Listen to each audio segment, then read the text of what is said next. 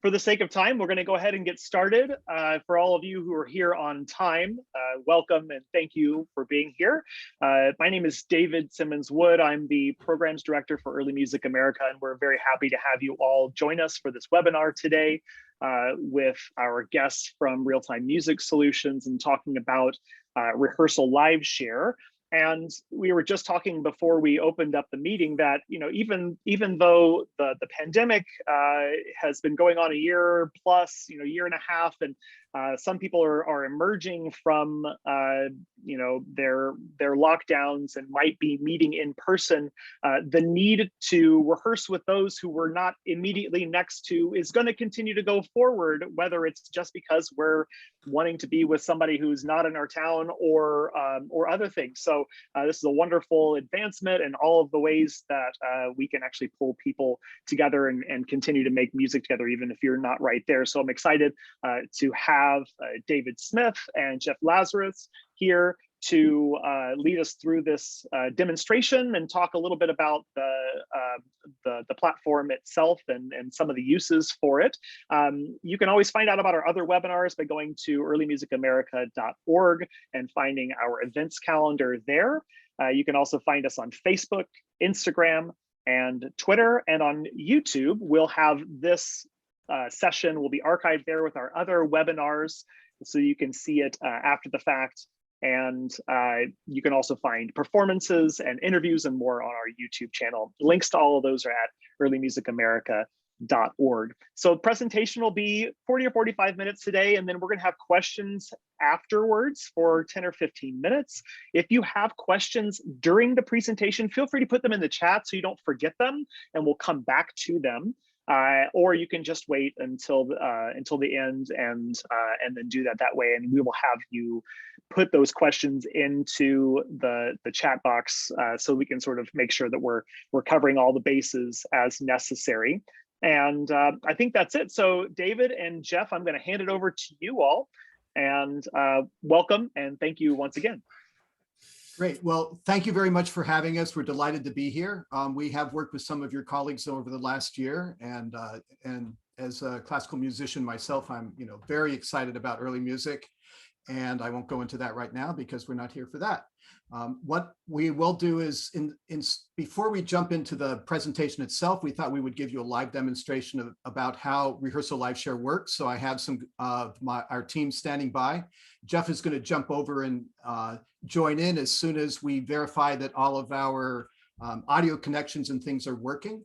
So what that means is that I am going to share my screen, and then we will get started. I'll also just point out, at the moment, David Smith, my partner, is in Montclair, New Jersey. I am currently in Manhattan. The two gentlemen who will be joining us, one is in Brooklyn and one is in North Carolina. And so I'm going to start sharing the screen. I think we see everybody. Hey guys, can you hear me? Jeff, can you hear you?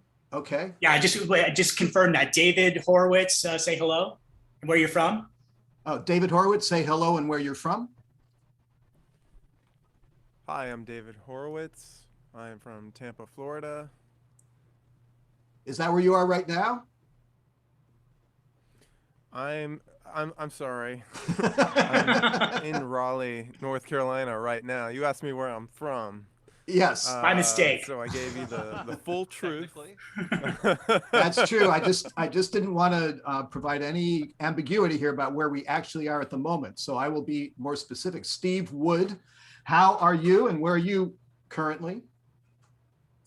I'm great. I'm Steve. I'm from Mars. No, I'm in Brooklyn. There's not much difference between Brooklyn and Mars.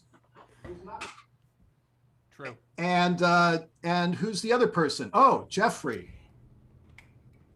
And I've switched over now. I've gone ahead and muted myself in Zoom, and so I could participate on the RLS computer. And I am coming to you from the Chelsea neighborhood in Manhattan in New York City.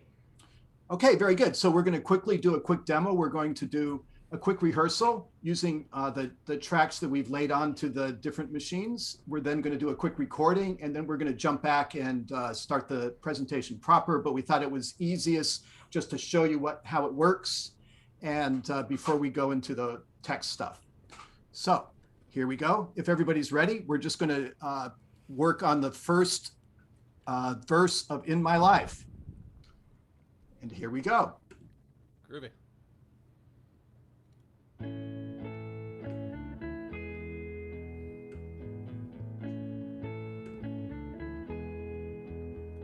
There are places I'll remember all my life, though some have changed, some forever, not for better. Some have gone and some remain.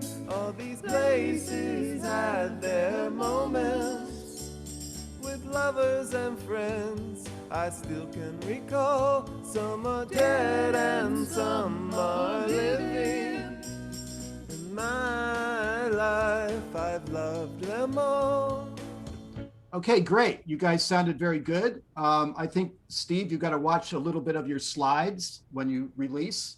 But otherwise, I felt that was good. But of course, I can't it would be better if you could actually hear yourself when we sing. So what we're going to do this next time is that we're going to record it and then immediately share it back so everybody can hear what they just did. I'm checking to make sure that that we're recording individual tracks, and we can talk more about that later. I am rewinding to the top, and I'm enabling the recording. And if everybody's ready, now we're going to do a recording of the same verse.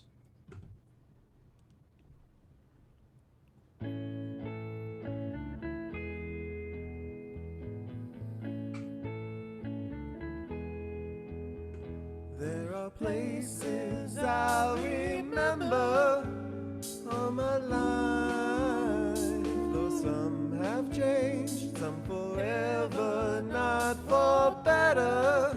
Some have gone and some remain. All these places had their moments with lovers and friends. I still can recall. Some are dead and some are living. In my life, I've loved them all. Great. Okay, so now we have done the recording. Let me collect and share. So now everyone will receive what was just recorded. Here we go. We're collecting the recordings. Over here is we have success. And there we go. Everybody now, for those that can see on the tiny screen, we now have recordings on the different stems. So this time when I do the playing, we'll be hearing what was just recorded, and everybody else will also hear what's just recorded. So let's do that. So here we go. We're playing, and this is, people are not singing this time, or you can sing along if you want.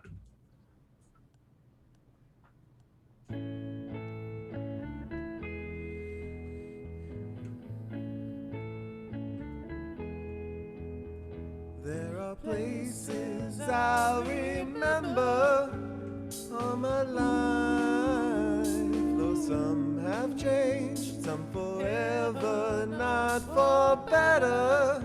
Some have gone and some remain. All these places had their moments with lovers and friends. I still can recall. Dead and some are living. My life. Okay, excellent, guys. You'll notice when I was doing the playback that I was moving some of the faders up and down. What that means is that the director can individually listen to individual members of the ensemble. Other peoples can mute or unmute themselves or other people. Each of the different areas is unique. So we have individual tracks. And if I go in here, we can see that there is an opportunity for every single take. All the individual files are stored. These are the recordings that we just did. Yeah, David, just that window is not appearing for everybody. So just describe it. It's not making it into the screen share. That is correct. So it's a window in the Mac operating system, where it would be Windows, whatever you are, which stores all of the files, all labeled and time stamped and aligned. So we can show that later as well.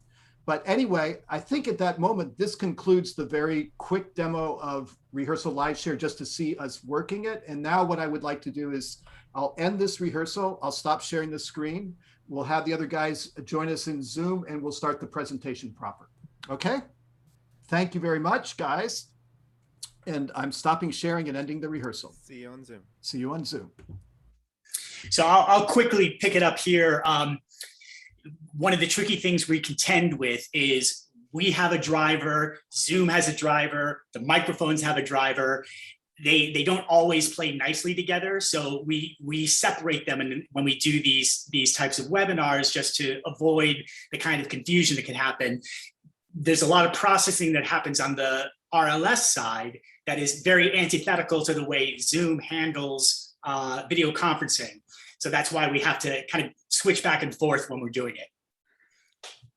And here I am. So I believe, oh wait, am I muted? I'm unmuted. I'm unmuted, Yeah, right? we can hear you, David. Okay, great. So now what I'd like to do is start the presentation proper. So once again, I'm going to share my screen. I've gotten quite good at this. There it is. And we're using desktop 1. And for 1 second, you'll see all sorts of glop until I start the presentation itself. And here's, we're playing. Sorry. Forgot to check those boxes, didn't you? Yes, I did. I bet you if I look, they'll be checked. Yes, they are. Okay, anyway, my apologies for that. And here we go. So you should see Real-Time Music Solutions. Yes. Great. Okay, so first time, now there is audio and stuff in here, so I want to check to make sure that we're getting audio. So here's our tuning. Good. Good.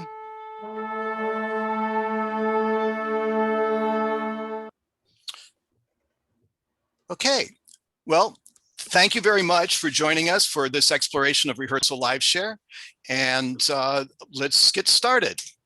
So first I want to talk a little bit about the background of Real-Time Music Solution. Real-Time Music Solutions has provided software services for the live performance community. We've been doing it for over 20 years.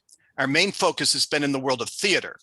Among our many credits are Broadway national tours, most recently West Side Story, several years on London's West End with a production of Les Mis, world tours of Porgy and Bess, work on a bunch of Cirque du Soleil productions, and tens of thousands of school musicals on 6 continents. We're still holding out for Antarctica. World tours of Porgy and Bess, work on a bunch of Cirque du Soleil productions. Oh, I'm repeating my line. Our success has been built around identifying the essential components of traditional live rehearsal and performance environment, and then developing tools that support and enhance this while minimizing any change to existing best practice. We don't want people to have to change what they do because of the technology that we create. To this end, we've developed multiple applications, each with a different target population: orchestral simulation with Sinfonia and keyboard, rehearsal support with coach, mix, and sides. And of course, we have many bespoke projects to solve highly specific problems to individual clients. So this 20-year development process has given us a superb set of highly polished existing tools to use when COVID-19 hit. And we knew we were in big trouble because 95% of our market or more is live performance. And so just as everyone else that got hit by it, we were completely shut down as the live theater and the schools shut down. So our survival depended on making a serious pivot at the point of the lockdown. So in order to really think about how to work with the ensemble rehearsal, we recognize, and I'm sure that you all recognize it as well, that the holy grail of ensemble rehearsal is that everyone can hear everyone else all the time simultaneously. And this, of course, makes sense when you look at the word ensemble itself, because it just means at the same time. So what we recognize is that this is what we're used to. Now, there is a challenge in remote rehearsing, and the challenge, of course, is within live rehearsing as well, and that has to do with latency. Latency is the length of time it takes for something to leave your instrument and then to arrive at the ear of a person. And musicians are highly sensitive to latency. We can hear things as short as 7 milliseconds, 7/1000ths of a second. And in traditional rehearsals environments where all performers are in the same space, then we can see expected latencies between 5 and 40 milliseconds. Here's a large symphony orchestra, and you can see that the conductor to the timpani is about 40 milliseconds, maybe 40 feet. When you think that sound travels roughly a foot a second, you can see the world that we're used to. It's also one of the things is that the latency is predictable. If the timpani and the oboe player are the same distance apart, the latency between them will be the same amount. We can also synchronize these ensembles by using visual gestures, and visual gestures travel at the speed of light. So what we do have is a latent environment in live performance, in live rehearsal, which is predictable and also able to be controlled instantly. That changes when you go into the internet. And I'm sure every single one of you has tried to do some types of remote rehearsing using some of the many tools that are available for us. But let's take a look at some of the challenges associated with internet-based rehearsal. I'm sure that everybody at the beginning of COVID said, oh, well, we'll just do rehearsal on Zoom. Well, I can state categorically, and I'm sure that most of you can agree if you've tried it, that the Zoom model does not work. As much as we admire Zoom and the other programs of its ilk, and we use it all the time, including right now, Zoom just will not work. And that's because it's built around a different paradigm. It's built around the paradigm of the corporate conference room, where the expectation is that it's the intelligibility of the voice, and it is the fact that people talk one at a time, following each other. And thus the whole Zoom model is based around the idea that we need to optimize the intelligibility of the voice. And that's the important part. And what it does is that it drastically manipulates the audio environment. It has algorithms to filter and block signals. It decides that certain subordinate sounds are noise and it cuts them out, et cetera, et cetera. And this model is antithetical to the concept of collaborative music making, where not all the time, but a lot of the time, there are at least two sounds that happen simultaneously. And of course, on top of that, the typical latency in Zoom can range into the hundreds of milliseconds. If you're trying to collaborate with someone in Europe, it might range into the couples of seconds. And at these points, things just fall apart. So that means that of the many people that are dealing with solutions, the bulk of them have decided that their approach is to minimize latency. In other words, let's take the people that are performing remotely and figure out how to shorten that amount of latency. And remember, we need to get latency under 30 milliseconds. Otherwise, these things fall apart. So many of these solutions work, we think, a bit, but they have a lot of issues. And they can do it because they are going to be technically, shall we say, fussy. They can have a degree of success. What they require is hardwired connections, high-speed computers, tricked out router settings, limiting geographical distance, and then also dealing with scaling issues as you move from small ensembles to larger ensembles. Many people simply do not have either the equipment or the expertise to do this, and that means that it leaves a lot of people out when it comes to traditional solutions. So there are also other places where latency is unpredictable.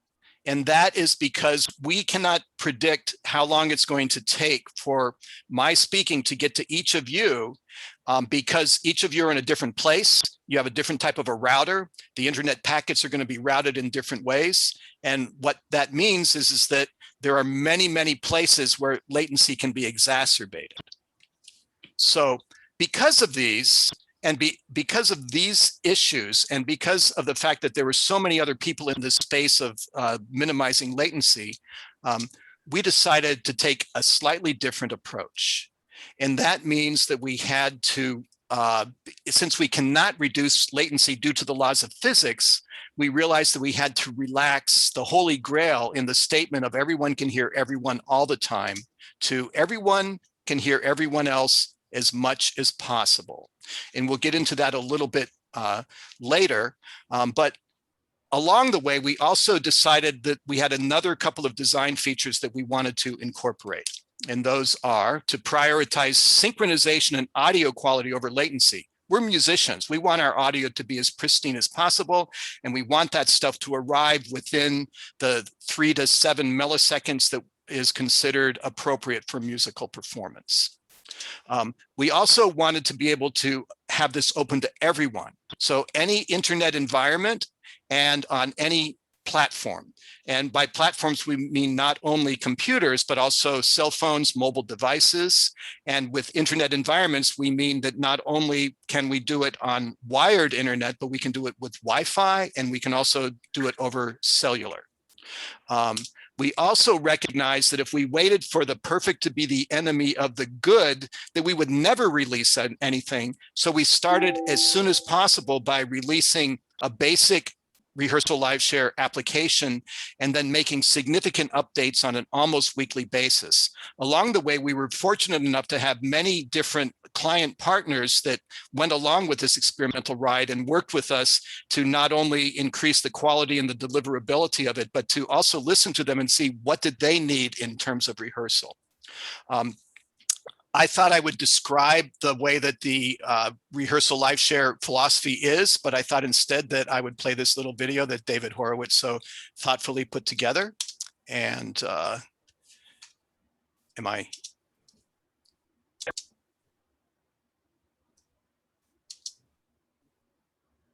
I'm not, there we go. Rehearsal Live Share involves a director and participants. The director leads an RLS session, is seen and heard at all times, and has exclusive control over navigation and playback. The participants are the singers or instrumentalists and only see and hear each other during conversation mode when the music is stopped. When the director presses play, that play command is sent to all the participants, and the accompaniment track will begin to play on each participant's computer. Due to the inherent limitations of internet technology, the playback of the track, and thus the performance of each participant, will occur at ever so slightly different times, and it is for this reason that they are disabled from hearing each other during playback. However, as the music plays, their performances are relayed back to the director and automatically aligned properly to the accompaniment track. The result is that the live performances by our participants are fully synchronized for the director. So I think that that describes it pretty straightforward. And now what I'd like to do is just play a rehearsal excerpt of a small rehearsal. Okay, so in terms of phrasing, guys, we're going to do 4 measure phrases. Sometimes some of you are carrying over and others are breaking or breathing. It's okay to just do where the periods are. So we're going to do sing we enchant it, while love doth grant it, breath. Fa la la la la la la la. Breath. Fa la la la. And Chris, I'm changing my mind on measure 6. Don't break there. Make sure that your bass, your octave leap is solid and in time. And if you breathe, it might be a little bit late. Yeah. Right. So if we're all ready, I'm going to rewind to the top, and here we go. Sing we and enchant it, while love doth grant it. La la la la la la. All things invite us now to delight us. La la la la la la. Not long youth lasteth, and old age hasteth. Now is best leisure to take a pleasure. La la la la la la la la la la la. Hence carry packing, no mirth be lacking. Let's spare no treasure to live in pleasure. La la la la la.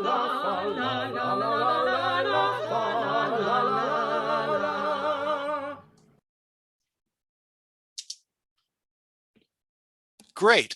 So that was just a demonstration of a rehearsal. This was last summer, and you may note that the interface looked a little different. That's because we've been under development. So many times you may see in some of these earlier versions of our software, but it still does the same stuff. So of course, an important part of our revised and expanded rehearsal technique using RLS is that we want to be able to record and immediately play it back for comment, and also for that feeling of singing or performing along with others, because the next time that people play, they can play along with what was recorded the previous time. So here's an example. So we want to do a recording of Shambhala with individuals. So I'm rewinding to the top. I'm going to arm the recording, and here we go.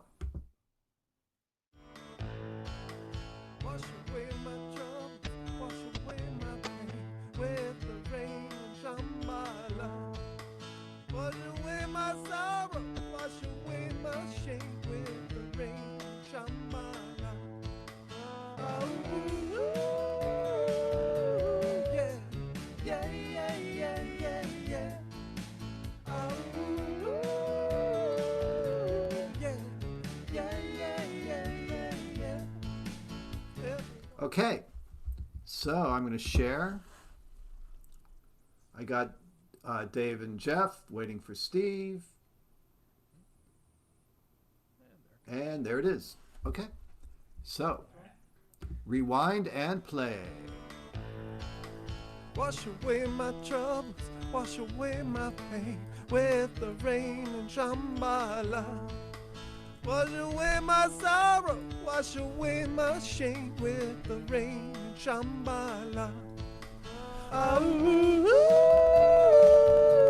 yeah, yeah, yeah, yeah, yeah, yeah. Oh, yeah, yeah, yeah, yeah, yeah, yeah. How does your light shine in the halls of Shambhala?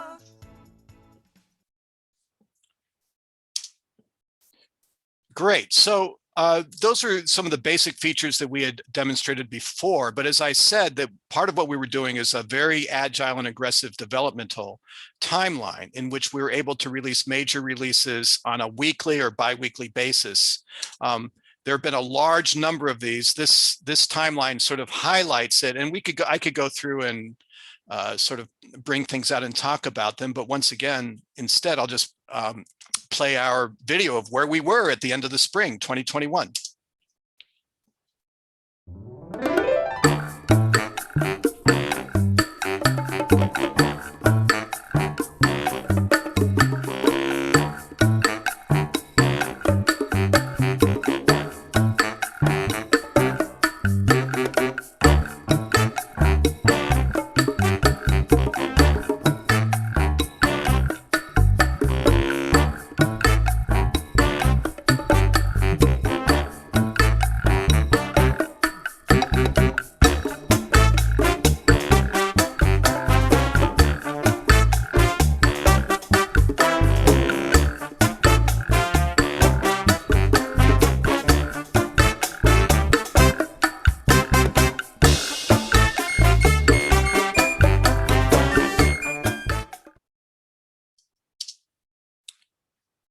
So we're very excited of where we got at the end of the spring, and we're still moving forward. This is one of the things that we're working on now. Being able to record and use it as a production instrument. Mississippi moon, won't you keep on shining on me? Oh, black water, keep on rolling. Mississippi moon, won't you keep on shining on me?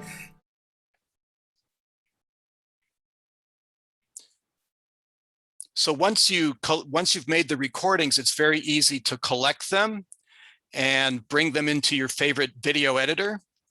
And when you drag them in, as you'll notice when we get there, that they're already aligned, so you don't have to deal with any sort of messing with synchronization. RLS is already taking care of that for you by simply dragging it in. Everything isn't aligned. And you'll notice that it's not only audio, it's video. So we can record the videos as well as the audio for this.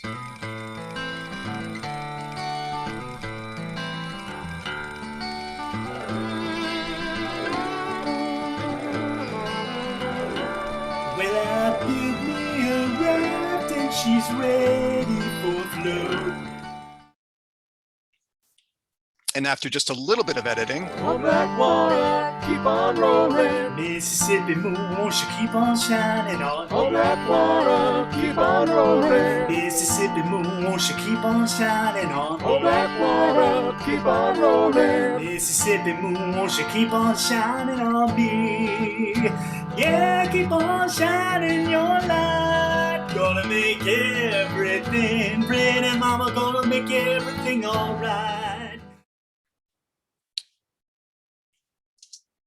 and we're very excited about a couple of other features. And Rehearsal Live Share is very feature rich. We don't have time right now to go through all of them, but I think that these are of particular interest. First is the fact that you can take your live share session away with you and work individually outside of the ensemble rehearsal with all of the features. This brief video will demonstrate that. Hey everyone, David here from Realtime Music Solutions. Today I want to tell you about a new feature included in the most recent update of Rehearsal Live Share. It's called Personal Live Share, and it involves the ability to open the live share window by yourself without having to be in an actual live share session. There are a number of useful features you can take advantage of in the live share window even when you're not in an RLS session. For example, you have the ability to test your camera and microphone settings to make sure they're correct and working before you actually meet with others on Rehearsal Live Share. You also have the ability to make recordings on your own, provided you have a subscription with your account. And you have the ability to change any of the settings in the Rehearsal Live Share window. That includes volume, panning, mute, and recording assignments for any of the channel strips that represent other musicians you might have worked with in Rehearsal Live Share. So we feel that the Personal Live Share makes this not only a great rehearsal tool with when the ensemble is together, but also that you can take the ensemble with you, even if they're asleep or in another place or traveling. You can work and develop your own skills, mix down a performance, identify the best recordings that are in place, and many of these other capabilities outside of the Rehearsal Live Share session. And then another thing that we're very excited about is that not only can you look at Live Share as being a rehearsal and a post-production tool, we now have the ability to live stream through Facebook and I believe through Google. And so here's an example of YouTube. I apologize. Thank you, Jeff. And so here's an example of live streaming.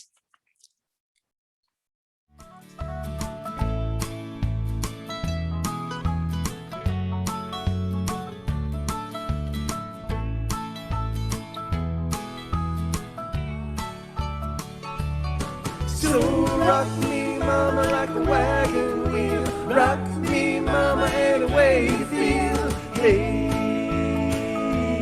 mama, rock me. Rock me, mama, like the wind and the rain. Rock me, mama, like a southbound train. Hey, mama, rock me.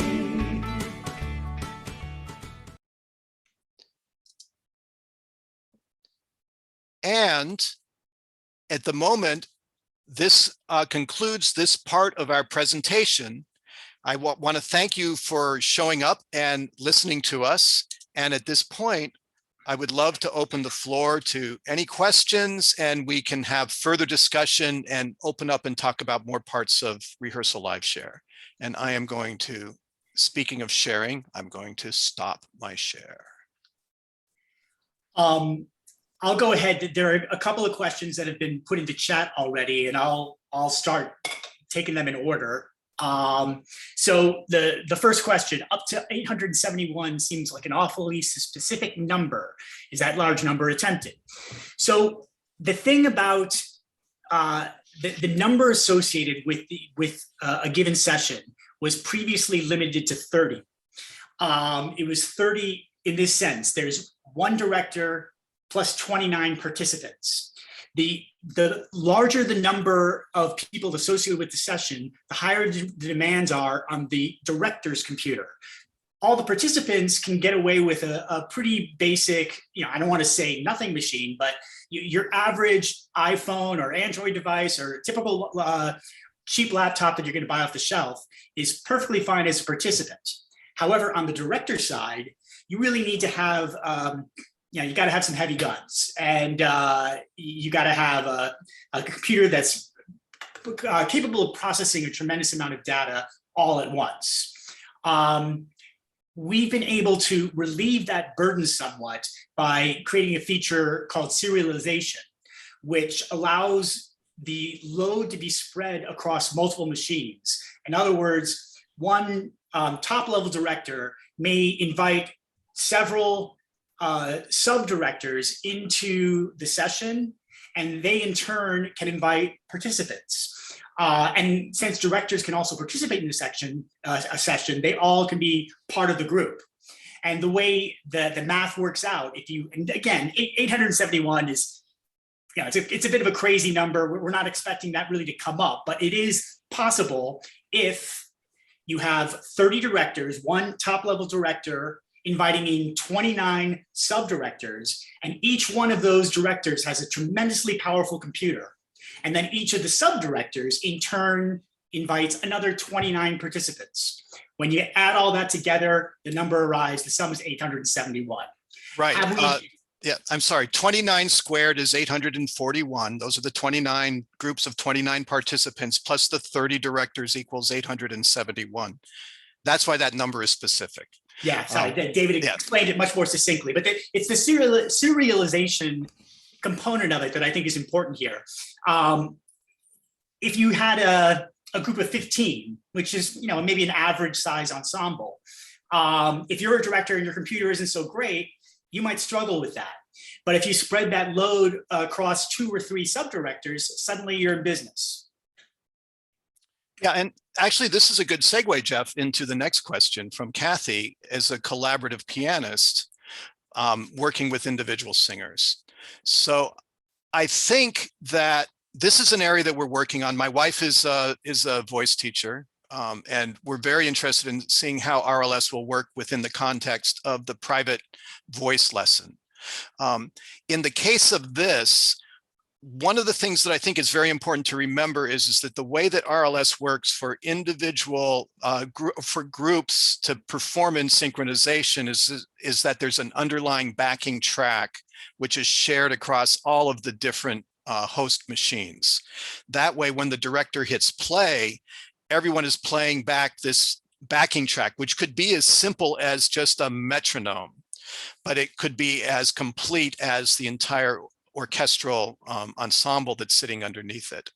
I think what we see in the individual lesson or as a collaborative pianist is the fact that if you're playing together at the same time, someone has to be responsible for the tempo, because we are in a point when you're playing together, you can't hear each other because the person you're working with may be 300 milliseconds earlier, and it just falls apart. So you can use serialization. For example, the pianist can play, that can be recorded. It can go to the singer. The singer is hearing the pianist play, and the singer sings along. On the other side, then, if you want the singer to start it, the singer could sing, and the pianist accompanies the singer, but the singer can't hear the pianist at that point. This is part of the collaborative issue that we deal with in terms of dealing with live performance and dealing with the fact that we aren't really playing together at the same time. I'm somewhat long-winded here in this particular area, but I think that that there are many ways that you could use this. You don't need to, for example, have an alternate muting. You could play, have the recording down, have the singer sing to it, modify what you're playing, and you would still have a mixed thing that's working together. At the end, you have a recording which you can then share. So you don't need to make a cell phone recording. Part of that would be built into the the RLS environment itself. I'm just quickly, someone asked the question about a link to the service. I'm putting that in right now. Okay. In terms of the DAW, so I'll look at the next question. We long ago recognized that our strength at Real-Time Music Solution is in the performance, the rehearsal, the practice environment. And so all of our software, if we were to implement all the different DAW features that are available in Logic or Performer or Pro Tools or all of these different things, that would by many orders of magnitude increase the complexity of it. Since this solution is already very well in place, we recognize that what makes more sense is to develop certain types of APIs or ways of quickly extracting music from DAWs to RLS and from RLS to DAWs. So in terms of tuning and time adjustment, we are not doing that within RLS, but we do have very simple and straightforward ways of being able to pull that out and put it into the DAW of your choice. I mean, I will say, as far as time adjustment, a big part of the time adjustment, of course, is the way we manage to align the disparate signals that are coming through on all the participant sides. You know, each participant may be a quarter second or a half second off from one another, but through the algorithm we have in place, when it then leaves the source and starts to travel over the internet, that's where it gets synchronized. So that's the big difference between what we offer that you can't get in Logic or Pro Tools. We're not going to try to repeat what those programs do. They're excellent. We use them all the time. But you wouldn't be able to have that kind of live rehearsal in those products. Great. So, question. Do sub-directors need a subscription?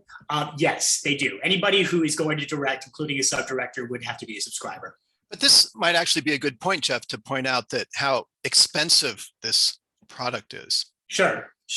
Right now, the subscription rate is, if it's monthly, it's, help me out, Steve and David, if I'm getting this wrong. It's either $14.99 or $15.99. I think it's $14.99.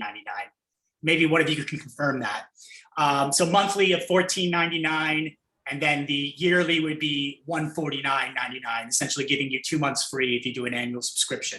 Correct. You can also download it for free, and you have a 14-day. Correct me if I'm wrong. It might be 15. It's 14. 14. Yeah, that's precisely right. There's no monetary obligation to give it a try. You download, you create an account, you'll get 14 days to check it out under your circumstances with your team. If it doesn't work for you, cancel within those 2 weeks and there's no charge. But if you go beyond the 14 days, then you'll be charged for whichever one you signed up for, monthly or annual. And I'll point out that if you're not a director and you're just participating, it's free. There is no fee for the rest of the ensemble. Yeah, by the way, I want to clarify something about the personal live share component. Because you can, as a participant, a non-subscriber, you can still engage with personal live share in the sense that you may collect the takes from your ensemble. If you're in I don't know, say you're doing a string quartet and you're the viola, you get from one of your sessions, you've captured the first and second violin and the cello. That's already living on your computer. You can then continue to rehearse with that in a personal live share session. What you can't do is record new tracks unless you subscribe.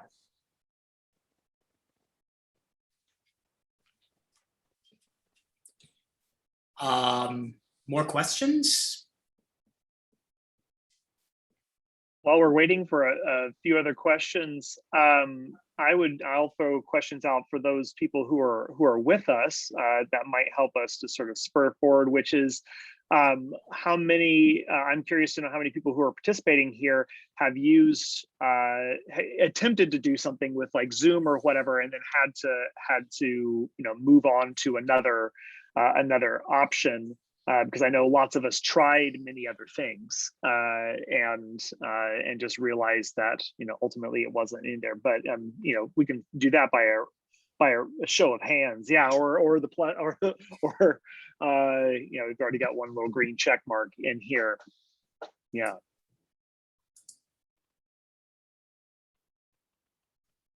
Yeah, enchantless. And Right, how yeah. many who are here are looking at the potential of either in an educational institution or just with your own music making with ensembles, looking at still being in a remote or, you know, distanced sort of mode this, at least this coming fall? Yeah. So it doesn't seem to be something that's for most of us is going away anytime soon. So. Yeah, I mean, as everyone knows, the situation with COVID is very fluid. However, what we are going to continue to do, you know, there's no way we would have done this if we thought our only opportunity was for lockdown. So we are going to continue to develop features to make it ever more useful outside of the circumstances we find ourselves in currently. And we are very much in touch with all our user base and taking suggestions and always thinking about what can be done beyond what we're already doing and putting that into the development queue. May I ask a question? Sure. Have you tried it out with different groups instead of just single musicians at one mic? You say there's an ensemble in one part of the state that wants to play with an ensemble in another part of the state.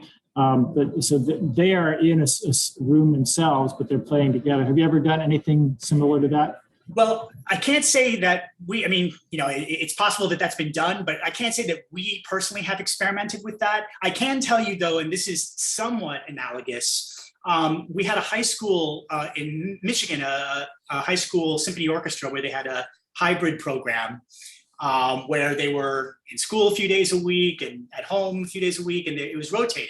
So there'd be a group of people in the symphony orchestra class, I don't know, 10 or so, where they would be performing live together in the same room.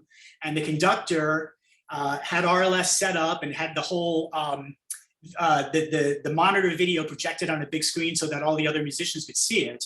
And then all the other musicians at home were playing along to the group that was there in the class. So that's a little bit like what you're talking about in the sense that there's an ensemble playing in one room with a bunch of other, you know, single users participating.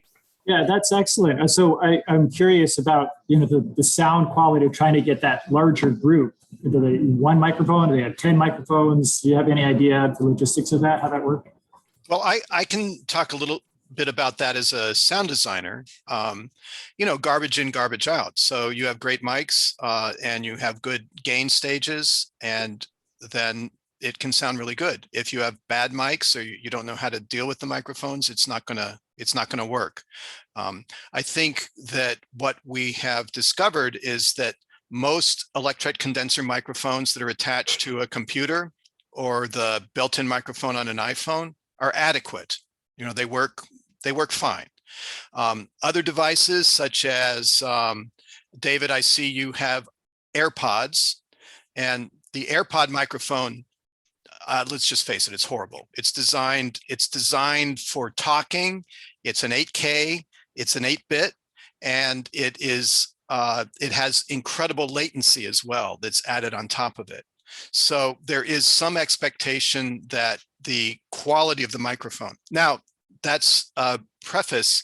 If I were setting up an ensemble, it would of course depend on the types of instruments that were there. You could certainly use like an omnidirectional microphone that's centralized and people are dispersed approximately. That would work fine. We do also have the ability, if you have a multi-interface, that you could have multiple microphones. You could have individual microphones on each of the different people. A very important thing, and we didn't point this out, but we run into this all the time, is you will note, or you didn't note, that everybody that's using RLS in every single one of those examples is wearing headphones. And the reason is that if you're monitoring yourself, if you're monitoring stuff that's coming off of your computer and there's a microphone there, what you're listening to is going to get back into your microphone. And because of latency, you can often have some very disconcerting things that are going on there. So that's one thing that is important. That means if you have an ensemble in a room, each of them needs a headset, and that headset needs to be connected to the same audio source. So it's easy to do. The software very easily handles it, but there would be some technical background that would have to be set up in order to have larger ensembles work this way. By the way, are there new questions coming in? Hang on a second. Yeah, David just posted the video of that orchestra. I want to point out that this can be alien to people when they're just starting out, and we at Realtime Music Solutions want everyone to have an excellent experience with all of our products, but especially this one, since it's so important to us right now as we're trying to get it off the ground. So if anybody wants to give this a shot, and you want to just work with us to do a test session, to practice it, to kind of get the basics underfoot, we're happy to do that. We'll work with you, and we'll do a session with you, so that you can really understand it before you attempt it with your own people.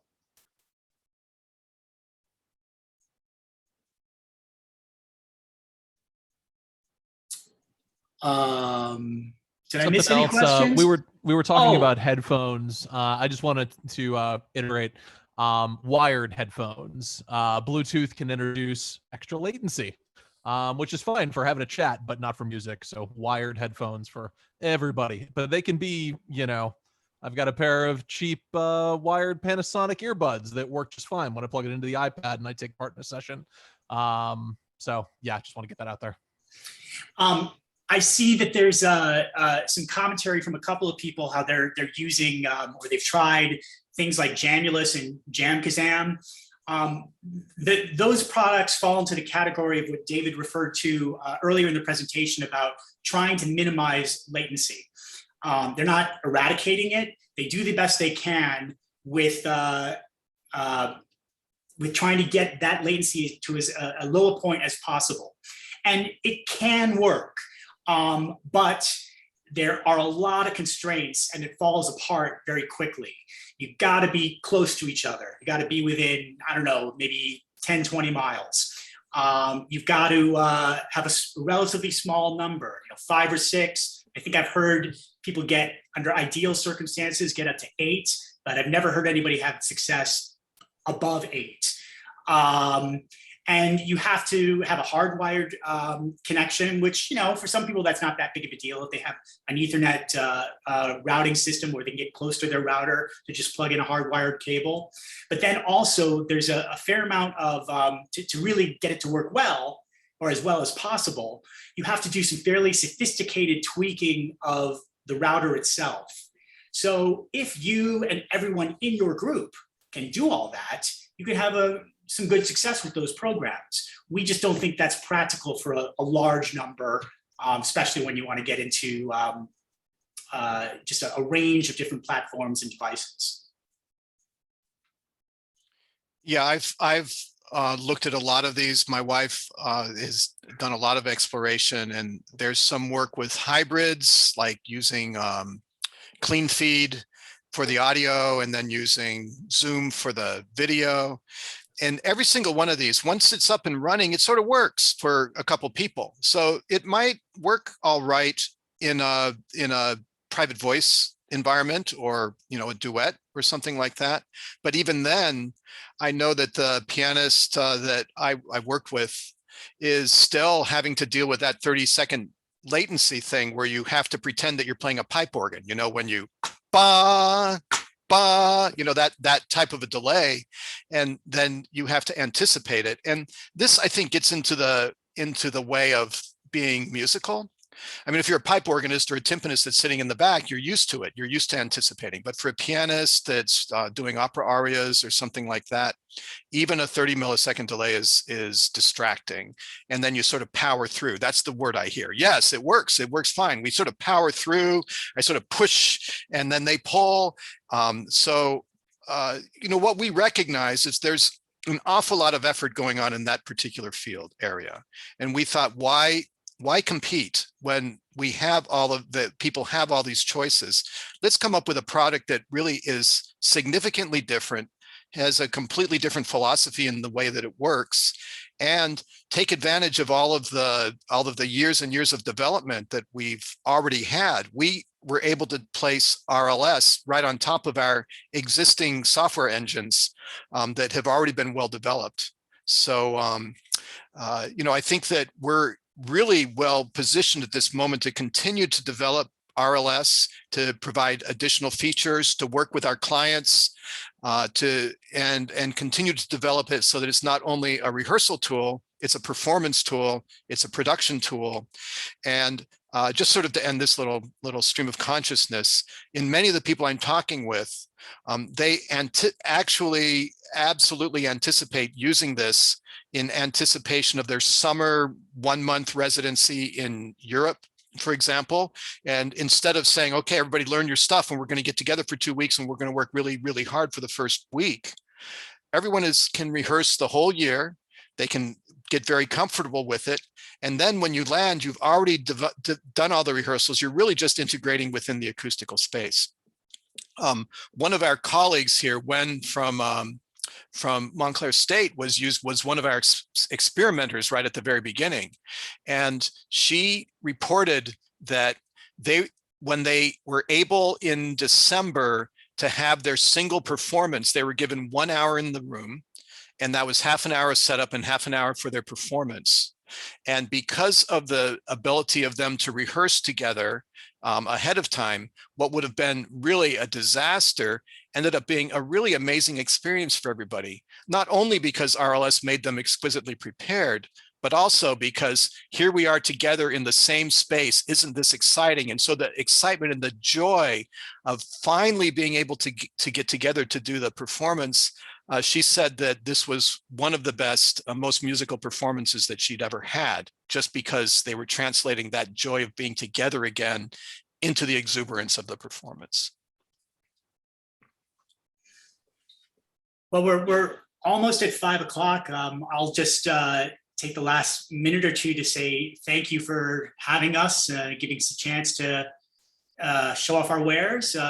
If you have any questions that come up later, please don't hesitate to contact us. The website that I posted earlier, rehearsalliveshare.com, includes a contact form and other ways to get in touch with us.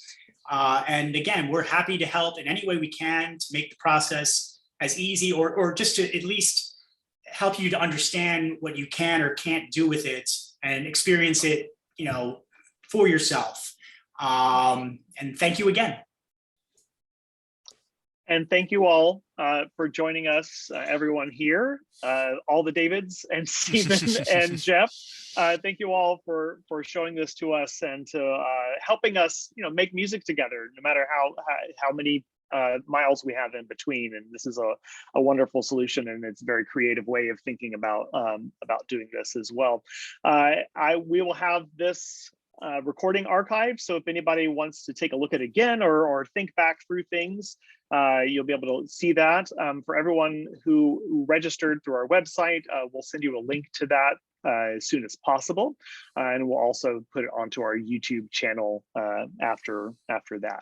So thank you all for being here. To find out about more webinars from Early Music America, including our next, which is about expanding the Western music canon, which is going to take place on August the 19th, you can go to earlymusicamerica.org and visit our events calendar and just search for or sort by the EMA webinars, and you can find all of those upcoming webinars that we have. So once again, from Early Music America, I'm David Wood. Thank you, everybody, for joining us. Thank you, everybody. Take care.